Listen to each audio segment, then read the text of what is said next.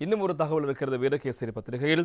செப்டம்பரில் புதிய பிரேரணை, சுமந்திரனிடம் பிரித்தானிய பிரதி நிதி பென் மெலர் அவர்கள் பிரதிநிதி அவர்கள் தெரிவித்திருக்கிறார் செய்தி காலம்.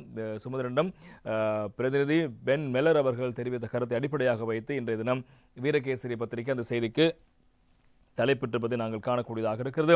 ஐக்கிய நாடுகள் மனித உரிமைகள் பேரவையில் எதிர்வரும் செப்டம்பர் மாதம் நடைபெறவுள்ள 60வது கூட்டத்தொடரில் இலங்கையில் நல்லிணக்கம், பொறுப்புக்கூறல் மற்றும் மனித உரிமைகளை மேம்படுத்தலை மையப்படுத்திய புதிய பிரேரணை ஒன்று பிரித்தானிய தலைமையிலான இணை அரசு நாடுகளால் சமர்ப்பிக்கப்பட போகிறது என்பது முக்கியமான விடயமாக இருப்பதை காணவினை கொண்டு வருவதாக பிரித்தானியாவின் வெளிவிவகார பொதுநலவாய மற்றும் அபிவிருத்தி அலுவலகத்தின் இந்தோ பசிபிக் பிராந்திய பணிப்பாளர் பென் மெலர் இலங்கை தமிழரசு கட்சியின் பொதுச் செயலாளரும் பொதுச் செயலாளரும் ஊடக பேச்சாளருமான ஜனாபி சட்டத்தரணி எம்.ஏ. சுமந்திரனிடம் தெரிவித்திருக்கின்றார். அவர் மேலும் கூறுகையில், வடகிழக்கில் உள்ள நிலைமைகளை மற்றும் புதிய அரசாங்கத்தின் செயற்பாடுகள் தொடர்பிலும் கவனம் செலுத்தியிருந்ததோடு ஐக்கிய நாடுகள் மனித உரிமைகள் பேரவையின் கீழ் செயற்படும் சாட்சியங்களை சேகரிக்கும் பொறிமுறையின் கால நீடிப்பு தொடர்பிலும் பரஸ்பர கருத்துக்களை பகிர்ந்து கொண்டதாகவும் அந்த செய்தி முக்கியமாக இருப்பதை காலம். இலங்கைக்கு விஜயம் செய்துள்ள பிரித்தானிய வெளிவிவகார பொருளாதார மற்றும் அபிவிருத்தி அலுவலகத்தின் இந்தோ பசிபிக் பிராந்திய பணிப்பாளர் பென் மெலருக்கும் எம்.ஏ. சுமந்திரனுக்கும் இடையிலான சந்திப்பொன்று நேற்று கொழும்பில் உள்ள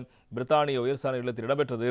இதன்போது முதலில் ஐக்கிய நாடுகள் மனித உரிமைகள் பேரவையில் 60வது கூட்டத்தொடரில் இலங்கை தொடர்பிலான தீர்மானத்தை பிரதான அனுசரணையாளர் என்ற வகையில் பிரித்தானிய தலைமை தாங்கிக் கொண்டு வரவுள்ளது விடயத்தினை பென் மெலர் அவர்கள் பகிர்ந்து கொண்டிருக்கிறார் என்பதும் இங்கே முக்கியமான விவகாரமாக இருப்பதை நாங்கள் காணலாம். எனவே பிரித்தானியா தொடர்ந்தும் இலங்கையினுடைய இந்த உள்நாட்டு யுத்தத்தின் போதான பாதிப்புகளையும் அடிப்படையாக வைத்து தமிழ் தரப்புகளுக்கு அல்லது பாதிக்கப்பட்ட தரப்புக்கான நியாயத்தை பெற்றுக் கொடுப்பதற்கான விடயத்தில் இன்றும் முன்னிற்கின்ற விடயங்கள் இந்த இரு செய்திகளூடாக வெளிவந்திருப்பதை